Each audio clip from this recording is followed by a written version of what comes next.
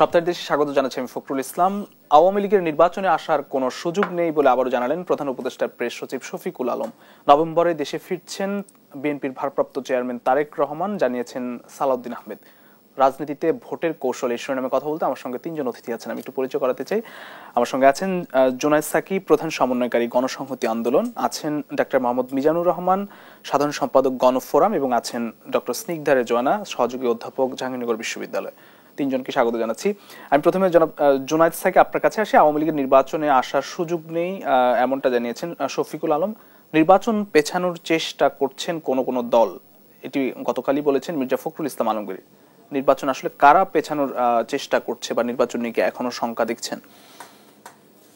ধন্যবাদ আমাদের সহ আলোচক সহ যারা দেখছেন সবাইকে সালাম শুভেচ্ছা, আসসালামু আলাইকুম। আওয়ামী লীগের প্রশ্নটি তো এখন বিচারাধীন, মানে কারণ যখন আওয়ামী লীগের ব্যাপারে সরকার কার্যক্রম নিষেধাজ্ঞা দিয়ে একটা ঘোষণা দিয়েছিল তখন দল হিসেবে বিচারের দাবিটা যেহেতু আগে থেকেই আছে, তো এই 15 বছরের স্বৈরাচারী ফ্যাসিবাদী শাসন, গুম খুন, লুটপাট, দুর্নীতি এবং সবশেষে জুলাই আগস্টে যে নির্বিচার হত্যাকাণ্ড, গণহত্যা, সেটার বিষয়ে দল হিসেবে দায় কতটা সেই জায়গাটা তো বিচারের মধ্যে যাওয়ার দাবি উঠেছিল এবং সেই অনুযায়ী সরকার তারা দল হিসেবেও বিচারের বিষয়টিকে অন্তর্ভুক্ত করেছেন। এখন সেটার উদ্যোগ সরকারের দ্রুত নেওয়া দরকার এবং এটার একটা ওই বিচারের প্রক্রিয়ার মধ্য দিয়ে ভবিষ্যৎটা নির্ধারিত হবে। ফলে এইটা তো এখন মানে বিচারাধীন বিষয়ের বিষয়ে বিচারাধীন কথা বলারই দরকার আর কি, এবং সেই বিচারাধীন বিষয় নিয়ে তাদের কি পরিণতি হবে আগামী নির্বাচনে শুধু নির্বাচন কমিশন বলবেন। কার্যক্রম নিষেধাজ্ঞা থাকলে একটা দল নির্বাচনে অংশ নিতে পারে কিনা সেটাও তাদের আইনগত ব্যাখ্যাগুলো তারা দেবেন। যেটা জরুরি বিষয়, নির্বাচনটা আসলে যথাসময় হবে কিনা। নির্বাচন যথাসময় হওয়াটা বাংলাদেশের জন্য অত্যন্ত প্রয়োজনীয় এবং আমরা এখনো বলছি, আগেও বলেছি যে বিচার সংস্কার এবং নির্বাচনের প্রশ্নটা এটা বাংলাদেশে এখন প্রধান জাতীয় স্বার্থ। কারণ রাষ্ট্রের নতুন যাত্রার জন্য আমাদের ন্যায় বিচার দরকার। সংস্কার ছাড়া এই রাষ্ট্র আর চলতে পারবে না এবং সেই যে সমস্ত মৌলিক সংস্কারগুলোর বিষয়ে আমরা ঐকমত্য হয়েছি সেগুলোকে যদি সংবিধান সহ বাস্তবিক অর্থে কার্যকর করতে হয়, সংবিধান মানে সংস্কার সহ সর্বক্ষেত্রেই কার্যকর করতে হয়, তাহলে নির্বাচনটা একেবারে অঙ্গাঙ্গিভাবে যুক্ত হয়ে গেছে, অপরিহার্য হয়ে গেছে। এই সংস্কার কিন্তু আপনি সম্পন্ন করতে গেলে নির্বাচন লাগবে, কারণ সংবিধান প্রশ্নগুলো সংসদে গিয়ে সংস্কার হবে এবং অন্য যে সংস্কারের প্রশ্নগুলো আছে সেগুলো যদি অধ্যাদেশ দিয়ে এখন কার্যকর করা হয়ও শেষ পর্যন্ত সেটার কিন্তু একটা র্যাটিফিকেশন লাগবে সংসদে গিয়ে। ফলে এই পুরো কাজটা আমাদের গণতান্ত্রিক উত্তরণের জন্য এই মুহূর্তে আবশ্যকীয় উপাদান। এটা নিয়ে যারা পেছানোর চেষ্টা কিংবা এটাকে যারাই করছে তারা বাংলাদেশের স্বার্থ নিয়ে খেলছে, তারা বাংলাদেশের জাতীয় স্বার্থের বিরুদ্ধে দাঁড়িয়ে গেছে এবং নিজেদের গোষ্ঠী স্বার্থ, দলীয় স্বার্থ, সংকীর্ণ স্বার্থ নানান নামে নানান মোড়কে হাজির করে। কোনো কোনো জায়গা হচ্ছে যে আপনি সরাসরি নিজেরা বলে না, নিজেরা নির্বাচনের পক্ষে বলে, হয়তো স্ট্যান্ড একভাবে দেখায়, কিন্তু তার আউটফিটগুলো, তার অন্যান্য প্রক্সিগুলো এই বিষয়ে কাজ করতে থাকে। তো ওইভাবেও আছে কোনো দল সরাসরি তাদের সরাসরি নিজস্ব স্বার্থের হিসেব নিকেশ থেকে নির্বাচনকে দেখছে। এই যে জাতীয় স্বার্থের জায়গা থেকে দেখা বাংলাদেশ কোন পর্যায়ে আছে এবং এখানে আমরা আমাদের ভূমিকাটা কি হওয়া উচিত, দলের ভূমিকা যে দেশের স্বার্থে প্রাধান্য পাওয়া উচিত সেইটা আমাদের দলগুলোর ব্যাপারে আর আমাদের জনগণের মধ্যেও সচেতনতা এই বিষয়ে আমরা যথেষ্ট দেখি না অনেক সময়, যার কারণে এইটা আসলে কি বলে যে এই যে দলগুলোর ব্যাপারে তাদের যে একটা অবস্থান তৈরি হবে সেটা তো এই বিষয়েও গুরুত্ব পাওয়া উচিত। আমার মনে হয় যে পাবে, কারণ যারা অনেকে মনে করছেন যে আমাদের বেশ শক্ত অবস্থান তৈরি হয়ে গেছে কিংবা কাজে আমরা অনেক কিছু করলেই পার পেয়ে যাব, এটা বোধহয় জনগণ। আপনার কাছে আমি একটু ডাক্তার মোহাম্মদ মিজানুর রহমান আপনার কাছে আসি যে আসলে নির্বাচনটি কেন পেছাতে চায়? এই দলগুলোই কিন্তু গণঅভ্যুত্থানে আন্দোলনে সক্রিয় ছিল, তারা কেন এখন আসলে নির্বাচনটি পেছাতে চায় বলে আপনার কাছে মনে হয়? আসলে সরাসরি তো কেউ বলছে না যে নির্বাচন পেছাতে হবে, কিন্তু দেশে এই নির্বাচনী আবহাওয়া নিয়ে রাজনৈতিক দলগুলোর মধ্যে যে বিশ্বাস অবিশ্বাস, বিভিন্নভাবে যে বক্তব্যগুলো উপস্থাপিত হচ্ছে, এ নিয়ে আমাদের দেশের জনগণ তারা সন্দেহ প্রকাশ করছে যে আদৌ যথাসময়ে নির্বাচন হবে কিনা। আমার সম্মানিত ভাই জনাব জুনায়েদ সাকি একটা কথা বলেছেন যে এই যে সরকার দায়িত্ব নিয়েছে, নেওয়ার পরে বিচার, সংস্কার এবং নির্বাচন, এই প্রতিশ্রুতি তারা দিয়েছিল। তো সংস্কার একটা জন আকাঙ্ক্ষা তৈরি হয়েছিল এবং গত 15 বছর ধরে যদি দেখেন সরকারের যে সাংবিধানিক প্রতিষ্ঠানগুলো ছিল সেগুলো অবাধে দলীয়করণ করা হয়েছে। নির্বাচনের নামে তামাশা তৈরি করে ক্ষমতায় যেন তেনভাবে টিকে থাকার একটা ষড়যন্ত্র আমরা দেখেছি। নীল নকশার নির্বাচন দেখেছি। এতে করে মানুষ হতাশ হয়েছে, কারণ আমরা মুক্তিযুদ্ধ করেছিলাম কেন? একটি গণতান্ত্রিক অসাম্প্রদায়িক রাষ্ট্র প্রতিষ্ঠার জন্য। 53 বছরে সেটা পায়নি, মানুষ হতাশ হয়েছে। এই গণ অভ্যুত্থান কিন্তু তারই একটা বহিঃপ্রকাশ ছিল। তো এরপরে এখন বিচারের যে ব্যাপারটা, সেটা নিয়ে আমরা অনেক কথা বলেছি। মানুষ এই সরকারের কাছ থেকে খুব ভালো একটা বিচার পাবে বলে মনে হয় না। কারণ বিচার কি দেখে মনে হচ্ছে যে বিচার পাবেন এই কারণে যে বিচার করতে হলে আপনাকে তো সুষ্ঠু তদন্ত করতে হবে। মানুষ তো মারা গেছে, ঘটনা তো ঘটেছে, কিন্তু এর তদন্ত করার জন্য তদন্তকারী সংস্থাগুলো যথাযথভাবে দায়িত্ব পালন করছে বলে মনে হচ্ছে না। কারণ ওইদিকে খুব একটা নজর নেই। যারা তদন্ত করবে, ধরেন পুলিশের কথাই যদি বলি, তাদের যে মনোবল ভেঙে গেছে, নানাভাবে নানা ধরনের কথাবার্তা আছে, সেই জায়গাটা আমরা খুব একটা নজর দিতে পেরেছি, মানে সরকার দিয়েছে বলে মনে হয় না। এটা একটা বিষয়। তারপরে আপনি যদি দেখেন যে বিচারাঙ্গনে যে ঘটনাগুলো ঘটছে, আপনি বিচারে যতক্ষণ পর্যন্ত সে দোষী প্রমাণিত না হবে ততক্ষণ পর্যন্ত তাকে অপরাধী আপনি বলতে পারছেন না। তার ন্যায় বিচার পাওয়ার কিন্তু রাইট রয়েছে। তো সেখানে বিচারাঙ্গনে যেভাবে মব সৃষ্টি করা হচ্ছে, আসামিদেরকে নাজেহাল করা হচ্ছে, ডিম মারা হচ্ছে, এজলাসের মধ্যে যেভাবে তাণ্ডব তৈরি করা হচ্ছে, এতে করে জনগণের কাছে বিচার ব্যবস্থা নিয়ে একটু সংশয় দেখা দিচ্ছে। দ্বিতীয়ত সংস্কারের যে ব্যাপারটা, আমরা সাকিব ভাই সব রাজনৈতিক দলগুলো ভিতরে যখন আমরা বসেছি, আমাদের মধ্যে একটা ঐক্যমত্য হয়েছে। আমরা সৌহার্দ্যপূর্ণ পরিবেশে রাষ্ট্রের এই প্রতিষ্ঠানগুলোকে সংস্কার করে একটা গণতান্ত্রিক চরিত্রে আনার জন্য আমরা অভিব্যক্তি সেখানে ব্যক্ত করেছি। কিন্তু বাইরে এসে, এর বাইরে আমরা দেখেছি যে নির্বাচন নিয়ে কিংবা রাজনৈতিক কৌশল, অর্থাৎ ভোটের কৌশল বলেন, নির্বাচনে জয়লাভ করার জন্য নানামুখী বক্তব্য দেওয়া হচ্ছে। এতে করে আমাদের মধ্যে যে ঐক্যটা জুলাই অভ্যুত্থানের মধ্য দিয়ে গড়ে উঠেছিল, এই সম্প্রতি নির্বাচন যত ঘনীভূত হচ্ছে তত এই ক্ষমতার দ্বন্দ্বে এবং নির্বাচনে ভোটের কৌশল নিয়ে আমরা দ্বন্দ্বে এবং সংঘাতে ছড়িয়ে পড়ছি। এতে করে মানুষ কিন্তু সন্দেহ প্রকাশ করছে যে যথাসময় নির্বাচন হবে কিনা। এই দায়গুলো কিন্তু রাজনৈতিক দলগুলোর উপরে বর্তায়। ফলে আমরা মনে করি যে এই যে জুলাই অভ্যুত্থানের পরে আমরা যারা ক্রিয়াশীল রাজনৈতিক দলগুলো আছি, আমাদের দায়িত্বশীল আচরণ করা এবং 15 বছরের এই ফ্যাসিবাদের থেকে আমরা যে অভ্যুত্থানের মধ্য দিয়ে এগোচ্ছি, এই রাষ্ট্রটাকে একটা গণতান্ত্রিক চরিত্রে ফিরিয়ে আনার জন্য আমাদেরকে সেই গঠনমূলক আচরণ করা দরকার।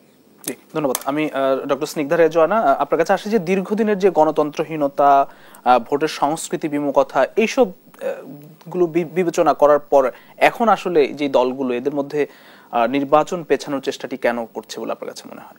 এখানে আপনি, আমার সম্মানিত সহালোচকদের অনেক শুভেচ্ছা। আপনি যদি এখানে কি আমাদের কাছে এটা স্পষ্ট কোন কোন দল আসলে নির্বাচন পেছাতে চায়, তারা স্পষ্টভাবে কি কথাটা বলেছে? মুখ দিয়ে কি বলছে যে আমি অমুক দল, আমি মনে করি এই প্রেক্ষিতে, এই ঘটনার প্রেক্ষিতে আমি নির্বাচন পেছাতে চাই? আমার কাছে কিন্তু স্পষ্ট না। আমাদের কাছে কিন্তু এরকম কোনো তথ্য নাই যে সরাসরি এসে তারা বলছে। তাহলে প্রথম কি হচ্ছে, খেয়াল করে দেখেন, আমাদের রাজনৈতিক দলগুলো যদি পেছাতেও চেয়ে থাকেন, নির্বাচন তো জনগণের সাথে সরাসরি সম্পৃক্ত বিষয়, আপনাকে তো এসে উইথ প্রপার রিজনিং বলতে হবে যে আমি এই কারণে মনে করছি। কিন্তু এই অস্বচ্ছতাটা এত স্পষ্ট নাগরিকের কাছে, তো জনগণের কাছে যখন এটাই স্পষ্ট হয় না যে আমার রাজনৈতিক দল যে বা যারা এটি পিছাতে চান, এটা হচ্ছে এখানে প্রথম সংকট, যেখানে স্বচ্ছতার একটা অভাব খুবই স্পষ্ট। এটা হচ্ছে প্রথম কথা। দ্বিতীয় কথা, যেটা খুবই যৌক্তিক জুনায়েদ ভাই বললেন, সেটা হচ্ছে কি যে আপনি একটি দলের বিচার করবেন এবং সেটা নির্বাচন কমিশনের এখতিয়ারের মধ্যেও কিন্তু পড়ে না। একজন নাগরিক হিসেবে এবং শিক্ষক হিসেবে একটা কথা বলি, আবেগীয় সিদ্ধান্ত অথবা পপুলারিস্টিক রাজনৈতিক সিদ্ধান্ত নেওয়ার থেকেও জরুরি হচ্ছে আপনার যৌক্তিক আইনগত ভিত্তি। সেক্ষেত্রে আমাদের সচেতন থাকা উচিত। দীর্ঘদিন দেশে কিন্তু নির্বাচন হয় না, 2008-এর পরবর্তী সময়ে ওই অর্থে কোনো নির্বাচনই হয়নি। যদি এই নির্বাচন হয়ও সেটা ক্ষেত্রে সকলের সচেতন থাকা উচিত যাতে করে এই নির্বাচনটি কোনোদিন কোনোভাবে প্রশ্নবিদ্ধ না হয়। এবং সেই জায়গা থেকে কি করা উচিত, সেই জায়গা থেকে উচিত আপনি যদি কাউকে নির্বাচনের বাইরেও রাখেন তাহলে তার উপযুক্ত যুক্তি যেটা আইন বিধিবদ্ধভাবে আসবে। যতদূর আমি জানি যে আপনি বিচারের রায় ঘোষণা করার পরে আজকে নির্বাচনের সিদ্ধান্ত নেন, কোনো সমস্যা নাই, ফেয়ার এন্ড মানে গো, ইটস ফাইন। আপনি আসামি, আপনি বাদ পড়েছেন, আপনি বাদ, যেহেতু আপনি আপনার শাস্তি হয়েছে। কিন্তু যদি সে ধরনের কোনো ডকুমেন্ট আপনার কাছে না থাকে তাহলে কি আমরা আবারও এরকম কোনো নির্বাচন দেখতে চাবো কিনা যে নির্বাচন প্রশ্নবিদ্ধ হয়? এটা কিন্তু আমাদের রাজনৈতিক দলকে চিন্তা করে দেখা খুবই জরুরি। এটা নাগরিক হিসেবে আমার একটা অবস্থান।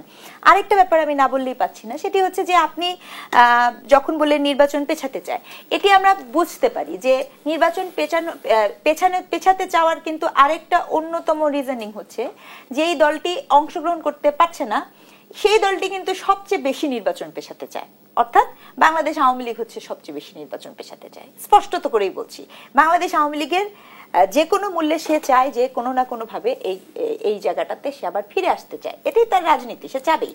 এখন এই যে চাওয়া, এই চাওয়ার অনুষঙ্গ হিসেবে কে বা কারা কি কাজ করছেন, কে বা কোন রাজনৈতিক দল সেটার অনুষঙ্গ হিসেবে কাজ করছেন, কেন করছেন, সেটা তো তারা স্পষ্ট করছেন না। যদি স্পষ্ট নাও করে থাকেন তারপরেও তো আমরা নাগরিকটা বুঝতে পারছি। আপনি এই প্রশ্ন আমাকে করলেন কেন যদি আমরা নাই বুঝতে পারি? তাহলে আমি যেটা বলতে চাই যে তারটা আমরা বুঝতে পারি, কিন্তু যারা এই বর্তমান সময়ে আছেন তারা যদি স্পষ্ট করে বলেন, ধরেন এনসিপি, সে যদি বলে আমি নতুন দল, আমার সময় চাই, সেই জন্য আমি রাজনীতি পেছাতে চাই, আমি প্রস্তুত না, আমি তো এখনো প্রতীকই পাইনি, কিন্তু সে তো সকল সুবিধা সুযোগ, রাষ্ট্রীয় সুযোগ সুবিধা থেকে শুরু করে এহেন দল নাই যে দলের সুযোগ সুবিধা সে ভোগ করে নাই, এবং এহেন দল নাই যে দলের সাথে তার সম্পৃক্ততার রেকর্ড নাই, সেটা সকলের সাথে আছে। আবার যদি আপনি অন্যান্য দলের কথা বলেন তাহলে প্রতিটি দলই তো এখানে একটা অস্বচ্ছতার খুব স্পষ্ট প্রমাণ রেখে যাচ্ছেন। নাগরিকের সাথে অস্বচ্ছতা করে, জনগণের সাথে অস্বচ্ছতা করে প্রতিটি দল অস্বচ্ছতা করছেন, প্রমাণ রেখে যাচ্ছেন, স্বচ্ছ হচ্ছেন না, পরিষ্কার হচ্ছেন না প্রতিটি দল। কিভাবে সেটি? আচ্ছা, প্রতিটি দল আপনি এখন সবচেয়ে, আমার পক্ষে তো আর 57-50টা দল বলা সম্ভব না, কিন্তু যারা আপনার গুরুত্বপূর্ণ দল, সেই গুরুত্বপূর্ণ দলগুলোকে যদি আপনি দেখতে চান, ধরেন আপনি জাতীয় পার্টি, তাকে কি রাখবেন না তাকেও বাদ দিবেন? তার কথা কিন্তু সে বলেছে যে সে কি চায়, কিন্তু সে বলেছে তার মধ্যে তো জাতীয় পার্টির 100টা ভাগ, আমি বলতে পারবো না যে কোন ভাগের কোন কথা, কি বলতে চান তারা। আচ্ছা, তারপরে ধরেন এখানে বাংলাদেশ জামাত ইসলামী, সে আসলে কি বলবো, জুলাই সনদের আগের দিন পর্যন্ত নাগরিক হিসেবে আমরা জানতাম যে তারা জুলাই সনদ সাইন করবে না, হঠাৎ করে সে দেখলো জুলাই সনদ সাইন করতে চলে গেল। এনসিপি যেরকম বলেছেন, সেরকম শক্ত ভাষায় বলতে চাই না, কিন্তু নাগরিক হিসেবে কি আমরা প্রস্তুত ছিলাম? তিনি আজকে যেমন সর্বশেষ নিউ ইয়র্কে জামাত ইসলামের শফিক ইসলাম, তিনি 47 থেকে ক্ষমা প্রার্থনা করলেন। কোন ইনসিডেন্টের জন্য, কিসের জন্য, কার জন্য ক্ষমা প্রার্থনা করলেন আমরা বুঝলাম না, গেল। আচ্ছা, বাংলাদেশ জাতীয়তাবাদী বিএনপি, তিনি তার দলের 7 জনকে, আমি ঠিক জানি না, 7 জনকে দেখলাম বহিষ্কার করলো, আবার বহিষ্কারের দেশ প্রত্যাহারও করলো। বহিষ্কারই বা কেন করলো, বহিষ্কারের দেশ প্রত্যাহারই বা কেন করলো? তার যে নির্বাচন চায় তার আমরা সবাই জানি। তো নির্বাচন চায় এটা যেমন জানি, তাহলে নির্বাচনের স্বচ্ছতা মেনটেন করার জন্য তার যে নেতা, সেই নেতার তো আসার যে তারিখটা, সেটা বারংবার দেখবেন যে কোনো ফিক্স তারিখ থাকে না, এক একটা করে ডেট আসে, ডেট খালি পেছায়। কেন পেছায় আমরা জানি। ডেট দিয়েছে, আনুষ্ঠানিক ডেট দিয়েছে তারা, এই যে সেপ্টেম্বর, এর আগেও শুনছিলাম অক্টোবর, এভাবে তো চলছে। শুনেছেন মানে তারা আনুষ্ঠানিকভাবে বলেছে? না, উনাদের দলের নেতাই তো নেত্রী এদিক আসতে পারে, যেটা বলে সেটা তো আনুষ্ঠানিকভাবেই বলা। আজকে যদি সাকিব ভাইয়ের দলের কোন সেকেন্ড ম্যান যদি এরকম একটা কথা বলে, আমরা তো সেটা ধরে নিব সেটা সেই দলের বলা, তাই না? তো এই যে পুরো ব্যাপারটার মধ্যে আমি কোন দলের মধ্যে কোন মানে ওই অর্থে নাগরিক হিসেবে স্বচ্ছ পরিষ্কার এই ধারণাটা পাই না, এটা খুবই হতাশাব্যঞ্জক। জি, এটা নিশ্চয়ই জনাব জুনায়েদ সাকি ওনার দলও আছেন, হ্যাঁ, ওনারা হয়তো বলবেন যে ওনারা আসলে আপনার উত্তরটি নিশ্চয়ই দেবেন। একটু বিরতি থেকে ফিরে এসে, প্রিয় দর্শক, সপ্তাহের দেশে একটি ছোট্ট বিরতি, ফিরছি একটু পর, সঙ্গেই থাকুন। সপ্তাহের দেশে আরো একবার স্বাগত জানাচ্ছি আমি জনাব জুনায়েদ সাকি। আপনার কাছে সিপিআর ইস্যু বা 5টি দফা দাবি নিয়ে জামাত সহ কয়েকটি দল মাঠে বিক্ষোভ মিছিল তারা করছেন, এবং আমরা গত 2 দিন আগে দেখলাম যে প্রধান উপদেষ্টার সঙ্গে দেখাও করেছেন। এইটা আসলে এটা কি তাদের কি কোনো কৌশল কিনা, রাজনীতির কৌশল কিনা বা ভোটের কৌশল কিনা, আপনার কাছে কি মনে হয়? প্রত্যেক দলের তো বিভিন্ন রকম কৌশল থাকে। পিআর নিম্নকক্ষে পিআরের দাবিটি আসলে কোনো এখন মানে এটা একটা দলীয় দাবি হতে পারে, কিন্তু এটা আসলে আলোচনাধীন কোনো দাবি না। আর এটার প্রাসঙ্গিকতা নিয়েও প্রশ্ন তুলতে পারেন, কারণ যখন আমরা কমিশনে উচ্চ কক্ষের বিষয়ে আলোচনা করছি, আপনি যখন একটা ইউনিটারি সিস্টেমে থাকে, মানে বাংলাদেশ তো একটা প্রাদেশিক ব্যবস্থা নাই, ইউনিটারি ক্ষমতা ব্যবস্থা, এক কেন্দ্রিক একটা ক্ষমতা ব্যবস্থায় আপনি যখন দুই কক্ষ করেন, তখন আসলে আর নিম্ন কক্ষে পিআরের বিষয়টা থাকে না। কারণ আপনি উচ্চ কক্ষে পিআরের দাবি তোলেন যখন দ্বিকক্ষ বিশিষ্ট পার্লামেন্ট করে, যখন আপনি উচ্চ কক্ষে পিআরের দাবি করেন, তখন নিম্ন কক্ষে পিআরের বিষয়টার প্রাসঙ্গিক থাকে না। নিম্ন কক্ষে পিআর হলে যা হতো, ধরেন 300 আসন তো হচ্ছে আপনার পার্লামেন্ট, আরো 100 আসন হয়তো ভোটের মাধ্যমে আসবে, তাই তো? এটা কিন্তু ভেঙে আপনি উচ্চকক্ষ করার কথা বলছেন। সো আসলে যে এই দ্বিকক্ষ বিশিষ্ট পার্লামেন্টের ইউনিটারি ব্যবস্থাতে যখন দ্বিকক্ষ বিশিষ্ট পার্লামেন্ট হয় এবং উচ্চকক্ষে পিআরের দাবি আলোচনার মধ্যে থাকে, তখন আর নিম্নকক্ষে এই আলোচনাটা যৌক্তিকভাবে আর প্রাসঙ্গিক থাকে না।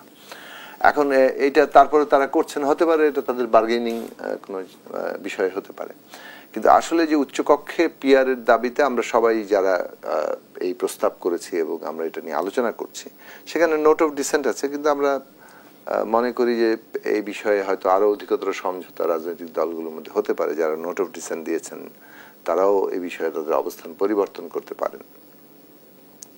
তো এটা চলবে। এখন রাজনৈতিকভাবে প্রত্যেক দলই তাদের নিজ নিজ মাইলেজ নেওয়ার চেষ্টা করে। নির্বাচন বিশেষভাবে সামনে আসছে, ফলে কে কার চাইতে এগিয়ে যাবে, জনমতকে তার পক্ষে আনবে, তার জন্য বিভিন্ন দল বিভিন্ন রকম কৌশল অবলম্বন করে। কিন্তু অনেকের কৌশল এই মুহূর্তে আমরা মনে করি যে দলীয় প্রতিযোগিতা এমন ভাবে করা ঠিক হবে না যাতে জাতীয় স্বার্থ কোনোভাবে ক্ষুণ্ণ হতে পারে। এটা কি নির্বাচন পেছানোর কোনো কৌশল? সেটাই, মানে এটা অনেক এই ধরনের বিষয় যে আপনি এমন একটা প্রসঙ্গ টানছেন যে প্রসঙ্গ নিয়ে আপনি আসলে কতদূর পর্যন্ত যাবেন, যদি আপনি রিয়েলি এটা মিন করেন যেটা আমি আদায় করেই ছাড়বো, এবং তারপরে আপনি এমন একটা মানে আন্দোলনের মধ্যে যেতে চান যেখান থেকে একটা রাজনৈতিক সংকটের জন্ম নিতে পারে, ইলেকশন পিছিয়ে যেতে পারে, তাহলে আপনার এই ভূমিকাটা কিন্তু জাতীয় স্বার্থের পক্ষে থাকলো না। কারণ এই মুহূর্তে জাতীয় স্বার্থ হচ্ছে আমাদের একটা গণতান্ত্রিক ট্রানজিশনে যেতেই হবে, এবং এর কোনো বিকল্প নাই। গণতান্ত্রিক ট্রানজিশনের মধ্যে দিয়ে তার একটা উল্লেখযোগ্য উপাদান হচ্ছে নির্বাচন, এবং নির্বাচনের পরে একটা আইনসভা, যে আইনসভায় আমরা পুরো এই মানে আমাদের গণভোটের মধ্য দিয়ে যে অনুমোদন পাচ্ছি এই জুলাই জাতীয় সনদে, সেটাকে আমরা বাস্তবায়ন করব। এখন এই জায়গাটা আপনি যখন যাচ্ছেন, তখন আসলে এমন কোন দাবি তোলা, মানে দলীয় একটা এজেন্ডা সামনে আনা যেটা দিয়ে আপনি পলিটিক্যাল ক্রাইসিস কিংবা একটা অচল অবস্থা সৃষ্টি হতে পারে, সেরকম জায়গায় যাওয়া মানে হচ্ছে আপনি আসলে দলকে জাতির ঊর্ধ্বে স্থান দিচ্ছেন কিংবা দেশের ঊর্ধ্বে স্থান দিচ্ছেন। সেই জায়গাটা মানে প্রত্যেকেই সতর্ক থাকবেন, এইটা আমরা প্রত্যাশা করি। ফলে এই আলোচনার মধ্যে আপনি বার্গেনিং যতটা আমরা দেখছি, ততটা আসলে মানে খুব সিরিয়াসলি তারা এটা কতটা মিন করেন। ইফ দে সিরিয়াসলি মিন করেন, তাহলে আসলে তাদের অবস্থানটা আবার যে জায়গায় যায়, সেটা তারা কতটা এফোর্ড করতে পারবেন যে একটা অচল অবস্থা আদৌ তৈরি করাটা তাদের স্বার্থেও কোনো ভালো হবে কিনা। কারণ কোনো ধরনের অচল অবস্থা, অনেকে মনে করছেন যে রাজনৈতিকভাবে যদি নির্বাচন কিছুটা পিছিয়ে যায়, তাহলে বোধহয় আমার লাভ হতে পারে। এটা মনে রাখা দরকার প্রত্যেকটা দলের, যে একটা ডেমোক্রেটিক ট্রানজিশন কোনোভাবে ক্ষতিগ্রস্ত হলে কিংবা দীর্ঘায়িত হলে, দীর্ঘসূত্রিতায় পড়ে গেলে, অন্তত রাজনৈতিক দল কারো লাভবান হবে না। ধন্যবাদ। আমি ডক্টর মোহাম্মদ মিজানুর রহমান আপনার কাছে আসি। এই যে পিআর ইস্যুতে বা 5 দফা দাবিতে তাদের যে মাঠে মিছিল সমাবেশ আমরা লক্ষ্য করছি, এখন আগামীকালও আছে, এইটা আপনি কি তাই মনে করেন কিনা যে নির্বাচন পেছানোর কোনো কৌশল কিনা? দেখেন, এই যে পিআরের কথাটা বলছেন, সাকিব ভাই বলেছেন যে আমরা যে সংস্কার নিয়ে, নির্বাচনের সংস্কার নিয়ে যে প্রস্তাবগুলো ছিল, জাতীয় ঐক্যমত্য কমিশনে আমরা একসাথে বসেছি, আমি সেখানে আমার দল গণফোরামের পক্ষ থেকে প্রতিনিধিত্ব করেছি। সেখানে কিন্তু পিআর পদ্ধতি নিয়ে নির্বাচনের কোনো দাবি সেখানে ছিল না, ছিল উচ্চ কক্ষে। আর একটা বিষয় হলো যে জামাতে ইসলাম বা যারা পিআর নিয়ে এখন আন্দোলনে মাঠে নেমেছে, আপনি বলেন তো দেখি, এই যে দীর্ঘদিন ধরে যারা আমরা গণতান্ত্রিক প্রক্রিয়া বা প্রতিষ্ঠার জন্য আন্দোলন সংগ্রাম করেছি বা নির্বাচন ব্যবস্থা নিয়ে কথা বলেছি, আমরা তত্ত্বাবধায়ক সরকার বা কেয়ারটেকার সরকার নিয়ে আন্দোলন সংগ্রাম করেছি, ওই দলটা কি কখনো জনগণের কাছে পিআর পদ্ধতি নিয়ে কোনো কর্মসূচি নিয়ে মাঠে গিয়েছে? এই যে জুলাই অভ্যুত্থানের পরেই তারা পিআর পদ্ধতি নিয়ে জনগণের কাছে যাচ্ছে কিংবা একটা রাজনৈতিক ইস্যু তৈরি করছে। এবং এই যে পিআর পদ্ধতির কথা তারা বলছেন যে না হলে নির্বাচন হতে দেবে না, এটা তো একটা অধ্যত্বপূর্ণ কথা, যদিও আমার এটা বলা এইভাবে ঠিক না। কারণ হচ্ছে জুলাই অভ্যুত্থানের পরে আমরা তো সকলেই চেয়েছি যে অন্তত একটা সৌহার্দ্যপূর্ণ পরিবেশে আমরা রাষ্ট্রে গণতন্ত্র, আইনের শাসন প্রতিষ্ঠা করি। তো সেই জায়গায় আপনি যদি বলেন যে পিআর না হলে নির্বাচন হতে দেব না, বাধাগ্রস্ত করব, এই ধরনের একটি কথা বলায় নির্বাচন কিংবা রাষ্ট্রে গণতন্ত্র প্রতিষ্ঠার ক্ষেত্রে বাধাগ্রস্ত করার যে হুমকি, এটা তো আমরা তাদের কাছ থেকে আশা করি না। এক, দুই হচ্ছে যে এই পিআর পদ্ধতির কথা বলে আপনি জনগণের কাছে যাচ্ছেন কিংবা সরকারের কাছে মাঠে বসে মানে বাইরে বসে চাপ সৃষ্টি করছেন, আবার সরকারের কাছে যখন যাচ্ছেন তখন কিন্তু সেটা বলছেন না।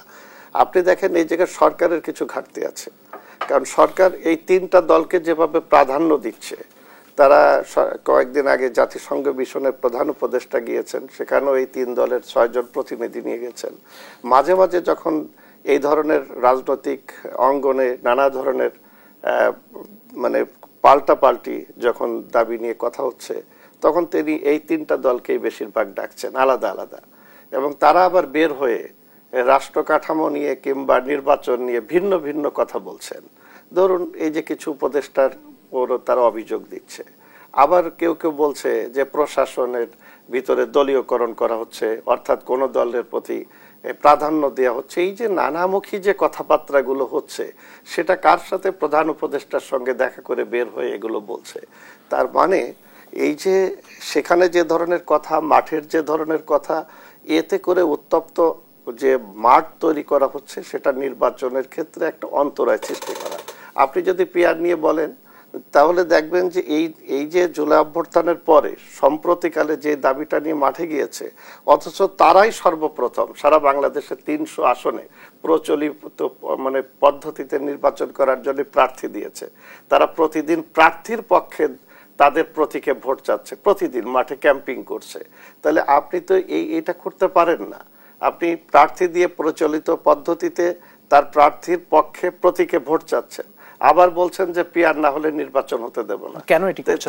এটা করছে তার একটা রাজনৈতিক কৌশল হতে পারে, কিন্তু এই কৌশলটা জনগণ কিংবা আমরা রাজনৈতিক দল এটা খুব ভালোভাবে নিচ্ছি না। আমরা মনে করি যে এটার থেকে তাকে সরে আসতে হবে। আর একটা কথা যেটা বারবার আপনি বলছেন নির্বাচন পিছানো, জনগণ এটা বলছে। আমি আমার এলাকা মাগুরায় আমি গেলাম, যাওয়ার পরে সাধারণ মানুষ আমাকে বলছে যে আপনি তো একটা দলের সাধারণ সম্পাদক, আপনাকে দেখছি কথা বলছেন, আদৌ কি নির্বাচন হবে? এখন আমি যখন বলছি যে নির্বাচনের বিকল্প নেই, একটি রাজনৈতিক দলের কর্মী হিসাবে আমার এটুকু বোঝা যে এই একটি অনির্বাচিত সরকার দীর্ঘদিন ক্ষমতায় থাকতে পারে না। কারণ আপনি আমার দেখেন অর্থনৈতিক অবস্থা, প্রশাসনিক অবস্থা, আইন শৃঙ্খলা সবকিছু ভঙ্গুর অবস্থায় চলে যাচ্ছে। এই জায়গায় নির্বাচনের তো আর কোনো বিকল্প নেই। দ্বিতীয়ত আমাদের মাননীয় প্রধান উপদেষ্টা উনি দ্ব্যর্থহীনভাবে বলেছেন যে ফেব্রুয়ারির যে দ্বিতীয়ার্ধে এখানে নির্বাচন হবে, ওর একদিন উনি আর ওর পরে ক্ষমতায় থাকবেন না, এটা তো তিনি ঘোষণা দিয়েছেন। আমরা সব রাজনৈতিক দলও নির্বাচনের জন্য প্রথম থেকে আমরা দাবি তুলে আসছি। তাহলে কেন নির্বাচন হবে না? মাঠে জনগণের কাছে এই ধরনের সংশয় কেন? সেটা হলো যে আমরা এই রাজনৈতিক দলই পাল্টাপাল্টি কর্মসূচি দিয়ে এবং নির্বাচনকে বাধাগ্রস্ত হতে পারে এমন একটা সংশয় আমরা তৈরি করছি। ধন্যবাদ। আমি ডক্টর স্নিগ্ধা জন্য আপনার কাছে আসি। আসলে এই মুহূর্তে যেখানে আসলে নির্বাচনের একটি রোড ম্যাপ দেওয়া হয়েছে, যেখানে সুস্পষ্ট রোড ম্যাপই দেওয়া হয়েছে, নির্বাচনের প্রস্তুতি নেওয়া হয়েছে এবং জামাত বা বিভিন্ন দল তাদের প্রার্থীও চূড়ান্ত করছেন, এই মুহূর্তে আসলে পিআর এর দাবিটি আসলে কতটা যৌক্তিক? এখানে যেটা হয়েছে যে দাবি যৌক্তিক কি অযৌক্তিক সেটা পুরোপুরি একটা ভিন্ন প্রসঙ্গ। কারণ আপনি যদি পিআর পদ্ধতির কথা বলেন, পিআর পদ্ধতির দাবি শুধু জামাত ইসলাম বলেছে আমি এটা মনে করি না। বাংলাদেশে মনে হয় এর আগে বহু আগে বামপন্থী দলগুলো নানাভাবে পিআর পদ্ধতির কথা আলাপ করেছিলেন। এটা আমি এখনকার কথা বলছি না, অতীতে। সো পিআর পদ্ধতি আপনার পদ্ধতিগতভাবে আলাপে আসতে পারে এবং সেটি নিয়ে আমরা বিবেচনা করতে পারি ওই সময়ে যখন আমার দেশ একটি সাস্টেনেবল কনটেক্সটে আছে, একটি নির্বাচিত গভর্নমেন্ট আছে, বা পার্লামেন্টের ভিতরে আলোচনা হতে পারে, সেটা একটা সময় সাপেক্ষ ব্যাপার। এইরকম একটা আনস্টেবল সিচুয়েশনের মধ্যে পিয়ার পদ্ধতি আনার বা এই বিষয়ে আলাপ করা, এবং আমি যতটুকু শুনেছি ঐকমত্য কমিশনেও যখন আলাপ হয়েছে, যেটা শোনা যায়, আমরা বাইরে থেকে যতটুকু শুনেছি, যে ওইখানেও আপার হাউসে পিয়ার পদ্ধতির কথা আলাপ হলেও লোয়ার হাউসে পিয়ার পদ্ধতি নিয়ে কিন্তু কোনো আলাপই আসলে হয়নি। তো সেই এজেন্ডাভুক্তই না, তাহলে সেই আলাপটাকে জনগণের এখানে আনা হয়েছে কেন? সত্যি কথা কি, যেটা আমার কাছে মনে হয় নাগরিক হিসেবে জামাতের যে রাজনীতিটা যদি আমি একটু ফলো করি, যেহেতু জামাত কখনো আপনার বাংলাদেশ পরিচালনা করেন নাই, তো বিভিন্ন সময় তার যে রাজনৈতিক অ্যাক্ট, সেই অ্যাক্টটাকে যদি আমি একটু ফলো করি, তাহলে আপনি দেখবেন যে এখানে, যেটা আমি এর আগেও বলেছিলাম, যে উনারা হতে পারে যে এই মঞ্চে মনে হচ্ছে যে উনারা পিয়ার নিয়ে আলাপটা করছেন, কিন্তু আসলে উনাদের অ্যাক্টিভিজমটা অন্য জায়গায় করছেন। আমি এবং আপনি টেলিভিশনের টক শোতে এসে এই পিয়ার নিয়ে গত 2-3 মাস ধরে যে পরিমাণ আলাপ করেছি আর জামাতে ইসলাম নিয়ে কথা বলেছি, এটা যদি পিয়ারের প্রসঙ্গ ওনারা না তুলতো, আমরা এতবার এই দলটির নাম নিতাম কিনা সেটা নিয়ে আমার সন্দেহ আছে। তো সেক্ষেত্রে আমার যেটা মনে হয়, এটা তার একটা ব্র্যান্ডিং মার্কেটিং পলিসির অংশ। এখানে সামনে থাকবে একটা আর ভেতরে করব আরেকটা। এই যে চরিত্রটা, এই চরিত্রটা কিন্তু খুব প্রবলেমেটিক চরিত্র, যেটা আমি বারবার বলছি, অস্বচ্ছতা তৈরি হয়। কারণ আপনি কি, আপনাকে আমি বুঝতে পারছি না, আপনি তো জনগণের নেতা, আপনি বলছেন যেটা, সেটা কি আপনি করছেন কিনা সেটা আমি ধরতে পারছি না। এটা সংকটে, ভীষণ সংকটপূর্ণ। আপনি যদি পিয়ারি দিবেন, তাহলে আপনি নমিনেশন দিলেন কিভাবে 300 আসনে সবার আগে? এই যে এখানে তো 2 দলের গুরুত্বপূর্ণ নেতা আছে, সাকি ভাই বা আমাদের কামাল ভাই, আপনারা কি সবাইকে নমিনেশন দিয়ে দিয়েছেন 300 আসনের? বলতে পারবেন? তো জামাতের নমিনেশনের প্রার্থীদের তালিকা তো আমরা বিভিন্ন জায়গায় দেখতে পেলাম। এটাই যদি আপনি দিবেন, তাহলে এই আলাপটা করলেন কেন? মানে কি ব্র্যান্ডিং এর জন্য আপনি বলছেন? আমার যেটা মনে হয় যে যেটা আপনাকে দেখানো হয়েছে, যে কারণে আমরা সবাই এটা নিয়ে আলাপ করছি, আর ওনারা বসে বসে ওই তাদের যেতে নমিনেশনের প্রার্থী আছে সেখানেও সেটা করছে। একই সাথে আরেকটা ব্র্যান্ডিং আছে, এই যে আপনি অস্থিতিশীল পরিস্থিতি তৈরি করেছেন, অস্থিতিশীল পরিস্থিতি তৈরি করার ক্রেডিটও কোনো না কোনো জায়গায় যে বিক্রি হয়ে যাবে না, তার যে কোনো পলিটিক্যাল নেগোসিয়েশন হবে না, সেটাও তো আমি মনে করি না। ধন্যবাদ। আমি একটু বিরতি থেকে ফিরে এসে আবার আলোচনা ফিরতে চাই। প্রিয় দর্শক, সপ্তাহের দেশে নিচে আরো একটি বিরতি, ফিরছি একটু পর, সঙ্গেই থাকুন। সপ্তাহের দেশে আরো একবার স্বাগত জানাচ্ছি। আমি জনাব জুনায়েদ থেকে আপনার কাছে আসি যে আপনারা গণতন্ত্র মঞ্চের পক্ষ থেকে আপনারা প্রার্থীও চূড়ান্ত করেছেন, ঘোষণাও দিয়েছেন আপনারা বেশিরভাগ আসনে। কোনো জোট হচ্ছে কিনা? আমরা শুনছি যে ভোটের আগে গণতন্ত্র মঞ্চে আমরা 6টি রাজনৈতিক দলের একটি জোট ফ্যাসিবাদ বিরোধী আন্দোলনের মধ্যে দিয়ে গড়ে উঠেছে। আমরা ধারাবাহিকভাবে এখনো আমাদের লড়াই এবং একটা গণতান্ত্রিক ব্যবস্থা প্রতিষ্ঠানের লড়াই করছি। এইটা আরো আমাদের সম্ভাবনা একটা প্রগতিশীল গণতান্ত্রিক শক্তি হিসেবে, জনগণের খেটে খাওয়া মানুষের প্রতিনিধি হিসেবে, কিংবা যাকে বলে একটা সোশ্যাল ডেমোক্রেসি প্রতিষ্ঠা করার জন্য আমরা কাজ করছি। এবং এইটা আমাদের কাছে আরো একটু সম্ভাবনা দল যদি আলোচনা চলছে এবং তাদের সাথে আমাদের জোট সম্প্রসারিত হয়ে একটা নতুন জায়গায় যাওয়ার সম্ভাবনা একেবারে আমরা উড়িয়ে দিচ্ছি না।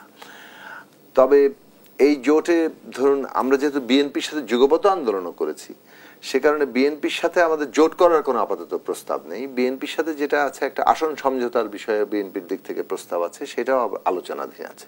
ফলে একদিকে আমাদের নিজস্ব জোট সম্প্রসারণ, অন্যদিকে বিএনপির সাথে আসন সমঝোতার মানে আলোচনা, এই দুটোই পাশাপাশি চলমান আছে। কিন্তু একটা জিনিস ইন্টারেস্টিং, সেটা হচ্ছে যে যেটা ফিরে আসি ইয়াতে, দেখুন এইখানে আমাদের মূল আলোচনাটা যেখানে কেন্দ্রীভূত করা দরকার, যে নির্বাচনটা করার জন্য নির্বাচনের পরিবেশ বিষয়ে সবাই একমত হওয়া, কত দ্রুত আমরা সেটা করতে পারছি, সবাই মিলে কাজ করতে পারছি, সেটা জরুরি। সেই জায়গায় না থেকে আমরা এই যে পিয়ার নিয়ে যে টানাটানিটা, এটাকে ফোকাস করার অর্থ হচ্ছে যে রাজনৈতিকভাবে আমি আরেকটা দলকে নিজের পার্থক্য তৈরি করা। যেমন ধরুন বিএনপি যখন আর্টিকেল 70 মেনে নিল, জুডিশিয়ারি সেপারেশন মেনে নিল, 10 বছরের প্রধানমন্ত্রিত্বের সীমা মেনে নিল, এমনকি কনস্টিটিউশনাল কমিশনের মাধ্যমে নির্বাচন কমিশনের নিয়োগ মেনে নিচ্ছে, বাকি 4টা মানে নেই। মানে কিছু বিষয়ে তাদের পার্থক্য থাকলেও মেজর অনেকগুলো জায়গায় তারা ঐক্যমত হয়েছে। এখন ফান্ডামেন্টালি বিএনপির সাথে ডিফারেন্সিয়েট করার জন্য জামাতের দিক থেকে পিআরই হচ্ছে তাদের বড় অবলম্বন। ফলে সেটা তারা করছেন, সেই জায়গাটা আছে, সেইটা রাজনৈতিক কৌশল তারা নিতেই পারেন।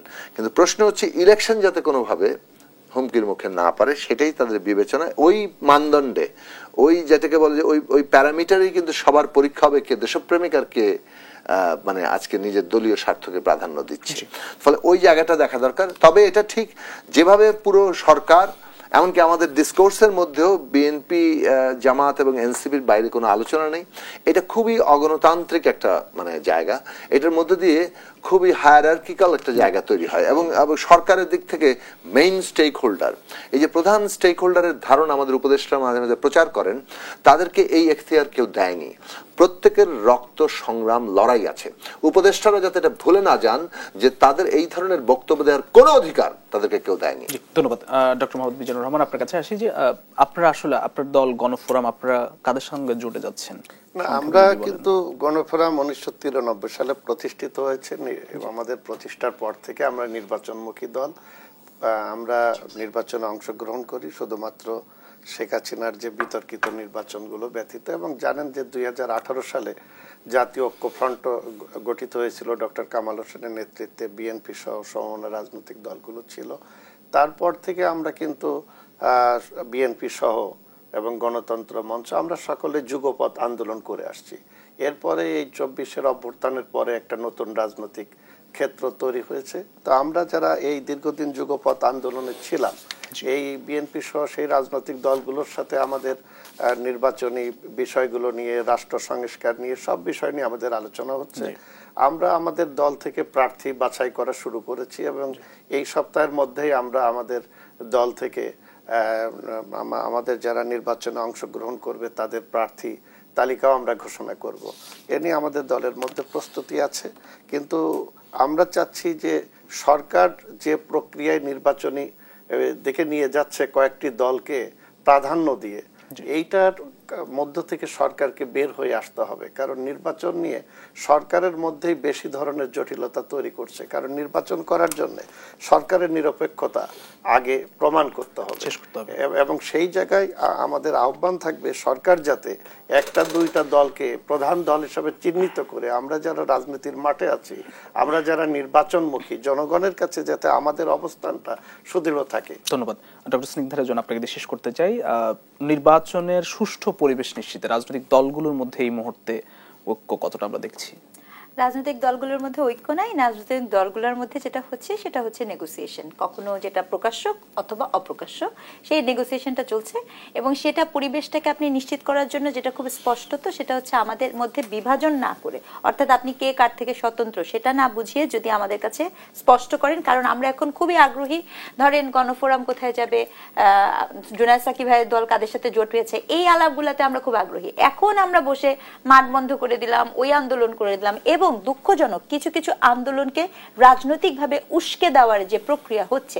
আন্দোলন অবশ্যই গুরুত্বপূর্ণ, অধিকারের আন্দোলন সকল সময় গুরুত্বপূর্ণ, কিন্তু এটা খুব গুরুত্বপূর্ণ সেই আন্দোলনটি কি পলিটিক্যালি প্লট করা হচ্ছে কিনা একটা পরিবেশ নষ্ট করার জন্য, সেদিকে সচেতন থাকা আমাদের সকলের জরুরি। সবশেষে এতটুকুই বলবো, একটা সুষ্ঠু নির্বাচন দেখার জন্য, করার জন্য জাতি কিন্তু, নাগরিকরাও কিন্তু এখন পর্যন্ত ওই অর্থে প্রস্তুত নয়। নাগরিকের কান এবং নাগরিকের চিন্তা প্রস্তুত করার দায়িত্ব আমাদের রাজনৈতিক দলের। অসংখ্য ধন্যবাদ ডক্টর স্নিগ্ধা রেজওয়ানা এবং ডক্টর মোহাম্মদ মিজানুর রহমান এবং জুনায়েদ সাকি, তিনজনকে আবারও ধন্যবাদ জানাচ্ছি। প্রিয় দর্শক, সপ্তাহের দেশ এখানে শেষ করছি। আবার দেখা হবে আগামীকাল একই সময় অন্য কোনো অতিথিদের নিয়ে। সে পর্যন্ত সবাই ভালো থাকবেন, সুস্থ থাকবেন। শুভ সন্ধ্যা।